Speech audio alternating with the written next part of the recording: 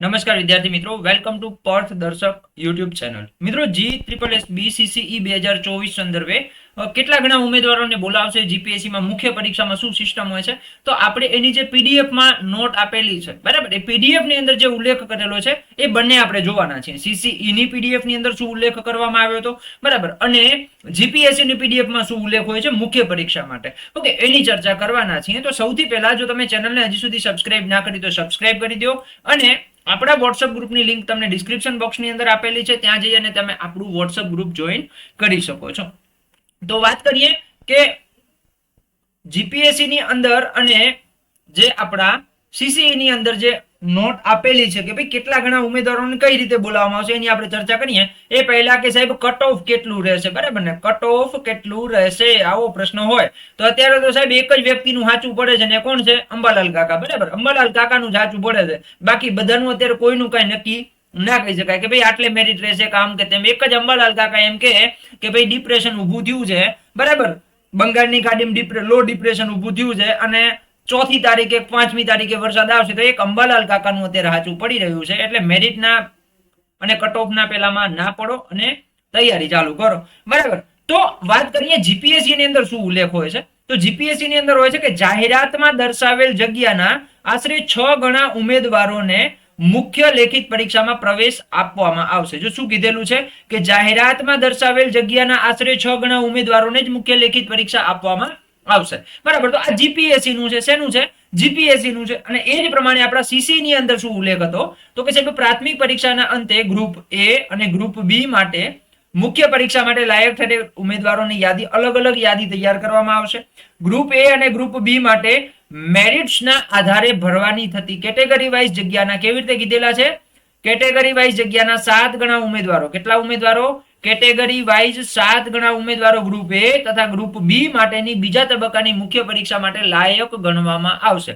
એટલે જો group B ની અંદર જે છે, ગ્રુપ એ ની અંદર અને બી ની અંદર શું કીધેલું છે? કેટેગરી વાઇઝ જગ્યાના 7 ગણા ઉમેદવારોને બોલાવવામાં આવશે, બરાબર. તો એની જ્યારે નોટિફિકેશન આવી હતી ને ત્યારે જેનો ઉલ્લેખ કરેલો હતો એમને, ઓકે, કે અમે મુખ્ય પરીક્ષા માટે કેટેગરી વાઇઝ જગ્યાના 7 ગણા ઉમેદવારોને બોલાવશું, બરાબર. તો આ રીતે જીપીએસસી માં કઈક આ રીતે ઉલ્લેખ છે કે ભાઈ જગ્યાના આશરે 6 ગણા ઉમેદવારોને લેખિત પરીક્ષા માટે બોલાવે છે, જ્યારે સીસીઈ ની અંદર જે કેટેગરી વાઇઝ જગ્યાના 7 ગણા ઉમેદવારોને બોલાવવામાં આવશે, બરાબર. તો આ વાત કરી કે ભાઈ જીપીએસસી માં શું સિસ્ટમ હોય છે અને સીસીઈ ની અંદર શું ઉલ્લેખ કરેલો છે. આ બંને આપણે જે ઓફિશિયલ હતી નોટિફિકેશન એના આધારે આપણે ચર્ચા કરી, ઓકે. તો આશા રાખું છું કે આ વિડીયો જે છે એ તમને ખૂબ ઉપયોગી થયો હશે. અને બરાબર, તો આ વિડીયોને અહીંયા સમાપ્ત કરીએ. એ પહેલા જે વિદ્યાર્થીઓ ગ્રુપ બી ની તૈયારી કરવા માંગે છે, તો આપણા એક મિત્ર છે કે જેમને ટોપિક ટેસ્ટ સિરીઝ સ્ટાર્ટ કરવા જઈ રહ્યા છે. પણ આ ટોપિક સિરીઝ ટેસ્ટ સિરીઝ ક્યારે શરૂ થશે તો કે જે તમારું મેરિટ લિસ્ટ છે, બરાબર, તમે એમ કહો છો કે કટ ઓફ આવે, બરાબર, કટ ઓફ આવે, મુખ્ય પરીક્ષાનું આવે ત્યારબાદ શરૂ થશે. એટલે અત્યારે તમારે કોઈ પૈસા ભરવાના નથી, ઓકે. કયા કયા વિષયનો સમાવેશ થશે તો કે ટોપિક વાઇઝ ટેસ્ટ સિરીઝમાં નીચે મુજબના વિષયોનો સમાવેશ થશે. કયા કયા તો કે બંધારણ, ઇતિહાસ, વારસો, ભૂગોળ, પર્યાવરણ, અર્થવ્યવસ્થા, વિજ્ઞાન અને ટેકનોલોજી અને વર્તમાન પ્રવાહ, બરાબર. તો આ ટેસ્ટ સિરીઝ જો ડેલી ટાર્ગેટ વાઇઝ ટેસ્ટ હશે, બરાબર. એક વીકનું સમયપત્રક આપને ગ્રુપમાં મળી જશે. અઠવાડિયે વર્તમાન પ્રવાહના 50 ગુણનો ટેસ્ટ રહેશે. ખાસ નોંધ કે આ ટેસ્ટ જે ડેલી મહેનત કરવા સક્ષમ હોય તેવા વિદ્યાર્થીઓ માટે જ હોવાથી તેવા વિદ્યાર્થીઓએ જ જોડાવાનું, બરાબર ને. ગ્રુપ એ ની મુખ્ય પરીક્ષા કે જે એમસીક્યુ બેઝ છે, બરાબર, એના માટેની આ ટેસ્ટ સિરીઝ છે.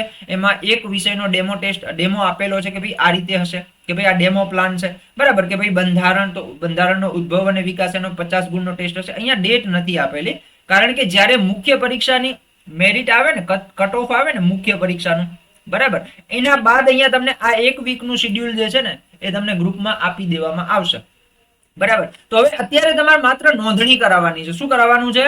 માત્ર નોંધણી કરાવવાની છે. નોંધણી કરતી વખતે કોઈ પણ જાતનો ચાર્જ તમારે ચૂકવવાનો થતો નથી, બરાબર. એટલે એવું નથી કે સાહેબ અત્યારે જ કોર્સમાં જોઈન થઈ જાઓ, એવું નથી. ઘણા વિદ્યાર્થીઓને એવું હોય કે અત્યારે કોર્સમાં જોઈન આ ટેસ્ટ સિરીઝ પરચેસ કરી લઈને પછી કદાચ અમારે મુખ્ય પરીક્ષામાં મેળ ન પડે તો અમારા પૈસા પાણીમાં વયા જાય ને, એવું નથી.